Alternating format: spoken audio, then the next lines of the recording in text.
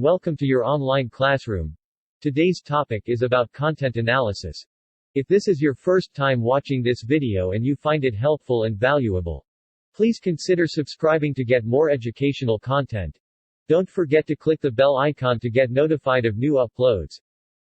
In the last lesson we discussed what historical analysis is and focused on contextual analysis. In this lesson, we will focus on content analysis. What it is and why is it important in history? How to do it, and what is the difference between contextual and content analysis, or do they work together? There is a lot to cover in this discussion and this video will be a lot longer than the others, so let's get it on with today's topic. Another method of historical analysis is content analysis. It is the study of the content with reference to the meanings, contexts and intentions contained in messages. Content denotes what is contained. So, content analysis is the analysis of what is contained in a message. It may be seen as a method where the content of the message forms the basis for drawing inferences and conclusions about the content. The study of history is not only remembering answers. It requires following and evaluating arguments and arriving at usable, even if tentative, conclusions based on the available evidence. To engage in content analysis and interpretation, one must draw upon his or her skills of historical comprehension. For example, identifying the author or source of a historical document or narrative and assessing its credibility. It's called comprehension. It is a prerequisite to comparing and completing historical narratives, and this act is called analysis. Analysis builds upon the skills of comprehension. It obliges one to assess the evidence on which the historian has drawn and determine the soundness of interpretations created from that evidence. A well-written historical narrative has the power to promote one's analysis of historical causality or to know how change occurs in society, how human intentions matter, and how ends are influenced by the means of carrying them out, in what has been called the tangle of process and outcomes. A well-written historical narrative can also alert one to the traps of lineality and inevitability. One must understand the relevance of the past to their own times. But they also need to avoid the trap of lineality, or drawing straight lines between past and present, as though earlier movements were being propelled teleologically toward some rendezvous with destiny in the late 20th century. It is a related trap that is thinking that events have unfolded inevitably or that the way things are is the way they had to be, and that individuals lack free will and the capacity for making choices.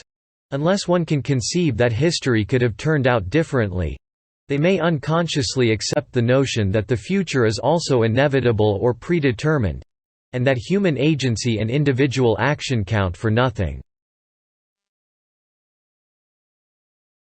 To do the content analysis correctly, you have to be able to do the following: compare and contrast differing sets of ideas, values, personalities, behaviors, and institutions by identifying likenesses and differences.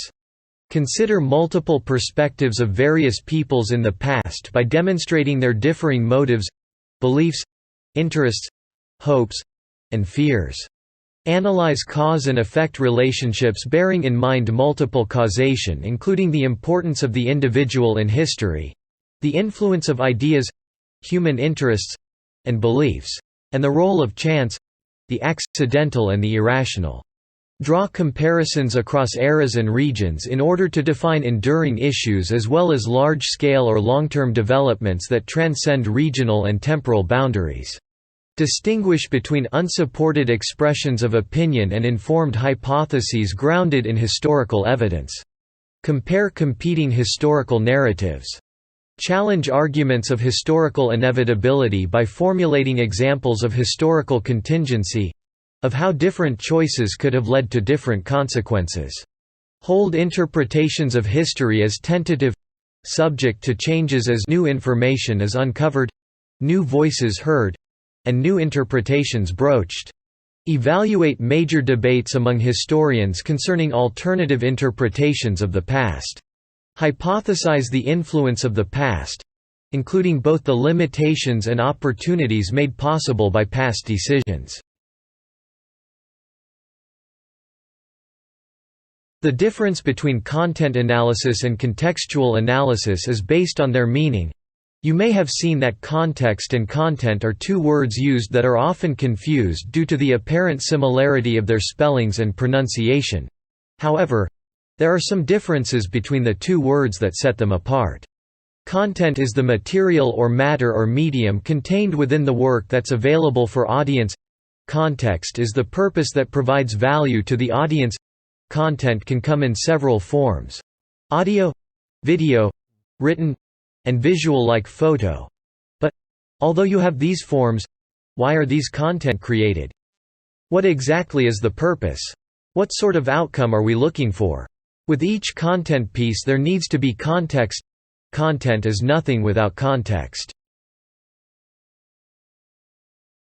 I hope this discussion filled you in with the knowledge you need to understand the topic. If you find this video helpful, please give it a thumbs up and share it with your friends or classmates. Don't forget to subscribe to get the next lesson. Thank you for watching and see you on the next topic.